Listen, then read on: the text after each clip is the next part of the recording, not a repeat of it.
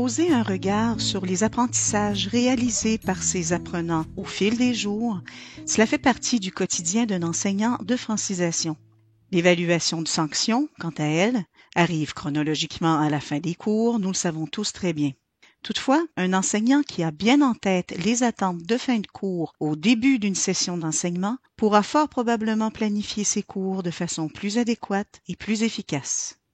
L'intention de cette capsule est précisément de vous présenter la définition du cadre d'évaluation en francisation. Nous souhaitons qu'elle puisse contribuer au développement d'une compréhension commune de cet objet au sein de votre équipe enseignante. Précisons ici qu'il ne sera pas question d'évaluation en aide à l'apprentissage. Notre propos s'en tiendra à l'évaluation aux fins de sanction. Nous pouvons tous convenir du fait que l'objectif d'un cours de francisation, ce n'est pas de préparer des apprenants à faire un examen spécifique, mais plutôt de leur permettre d'apprendre la langue, le français. Alors, quel rôle joue l'épreuve de sanction dans le parcours de l'apprenant? La progression des apprentissages inhérente au programme d'études définit les attentes de chaque niveau. Avant de permettre à l'apprenant de passer au niveau supérieur, on veut s'assurer que celui-ci satisfait aux exigences du cours auquel il est inscrit. Le programme d'études est garant d'une progression logique de l'apprenant tout au long de son parcours.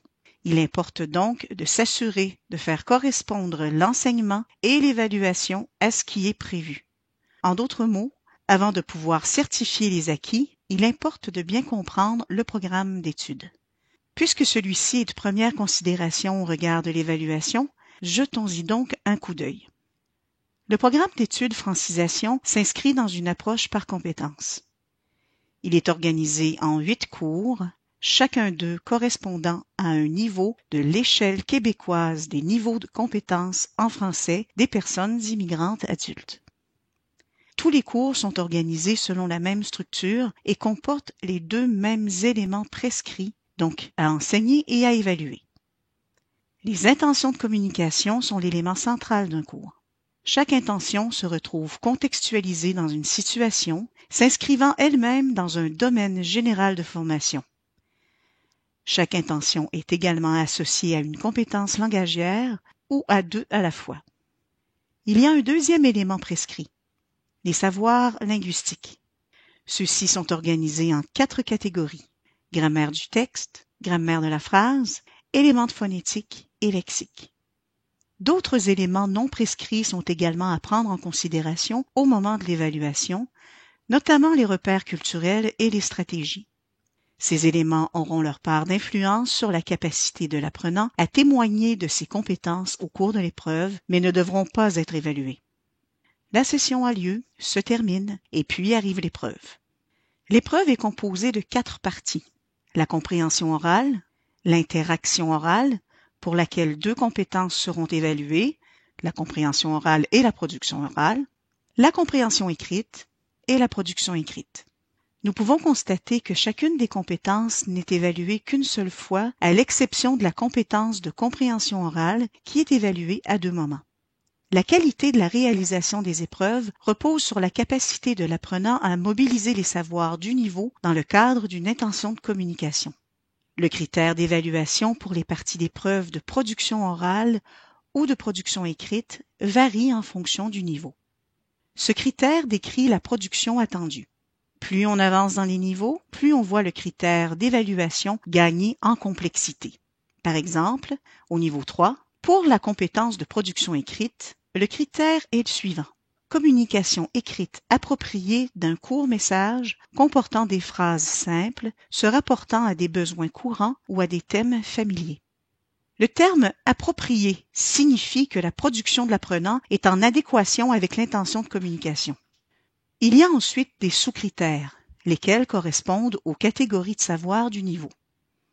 Pour ce qui est des parties d'épreuve de compréhension orale ou écrite, il est attendu que l'apprenant réponde à des questions de compréhension sur le texte entendu ou lu. Chacune des épreuves met en contexte une ou des intentions de communication, lesquelles ne sont pas connues de l'apprenant avant le moment de la passation de l'épreuve. Il n'y a tout de même pas de grande surprise à cet égard pour l'apprenant, car les intentions de communication correspondent à celles qui sont prévues dans le programme d'études. Et c'est la même chose pour les savoirs à mobiliser. La pondération de chaque partie d'épreuve est prescrite par le ministère de l'Éducation. Ces informations sont consignées dans un document nommé « Définition du domaine d'évaluation », communément appelé DDE. Il s'agit donc d'un document à valeur légale servant de cadre à l'évaluation. Nous devons obligatoirement nous y référer et il y en a un pour chacun des niveaux. Dans les DDE, nous trouvons d'autres informations portant sur le contenu de l'évaluation, comme les critères, la maîtrise des connaissances, la pondération et les savoirs, et sur les spécifications des instruments d'évaluation, comme les parties, le déroulement, la durée, les outils de collecte de données, le matériel autorisé, les outils de jugement, les seuils de réussite et la reprise. Abordons maintenant les outils de mesure. Pour les compétences d'interaction orale ou de production écrite, nous devons utiliser la grille d'évaluation à interprétation critérielle. Celle-ci sert également à l'évaluation du volet de compréhension de la partie interaction orale de l'épreuve. Observons-la. Elle repose sur l'appréciation qualitative de la production ou de la compréhension de l'apprenant.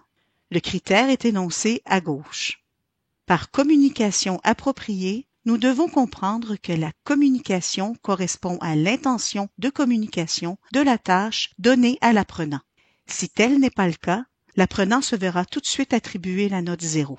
Si l'apprenant a répondu correctement à ce premier critère, on procède par la suite à l'appréciation qualitative du degré de précision de la communication en fonction des sous-critères, lesquels correspondent aux catégories de savoir. On choisit alors la description des manifestations observables de la mobilisation des savoirs qui correspondent le mieux au rendement de l'apprenant. Enfin, on calcule le nombre de points accordés aux énoncés retenus. La grille d'observation qui accompagne la grille d'évaluation peut soutenir l'enseignant dans sa prise de décision. Cet outil détaille un peu plus ce dont l'enseignant doit tenir compte dans l'évaluation de chaque sous-critère.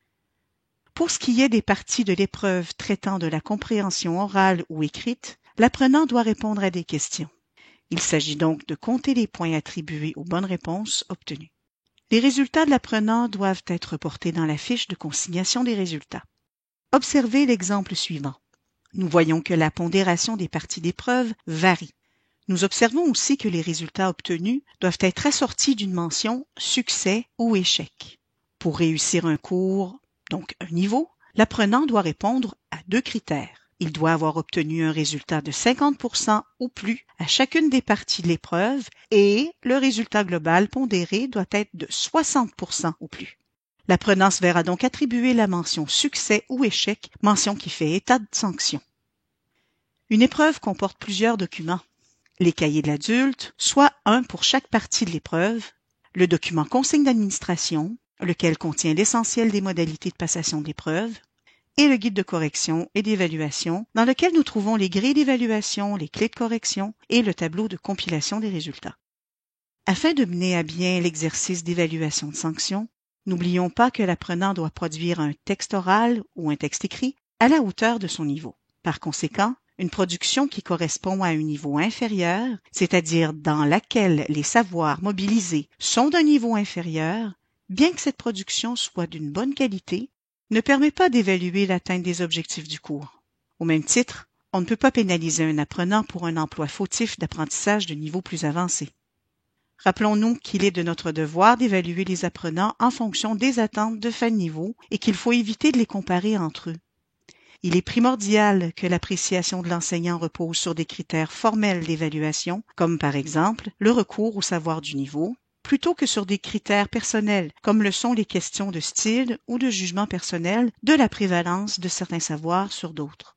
Afin d'approfondir la réflexion et d'unir davantage les pratiques évaluatives d'une équipe d'enseignants d'un centre, nous vous recommandons de proposer des activités de correction collective à votre équipe. Ces activités permettent d'aborder de telles questions et de développer notamment une compréhension commune des outils de jugement. Une bonne connaissance du programme d'études et une compréhension commune des considérations reliées à l'évaluation permettront à tous d'œuvrer de manière à assurer cette cohérence tellement nécessaire dans le parcours de l'apprenant et à chacune des étapes. Vous désirez approfondir le sujet de l'évaluation en francisation? Les conseillers pédagogiques, les services pédagogiques sont là pour vous soutenir. Communiquez avec nous.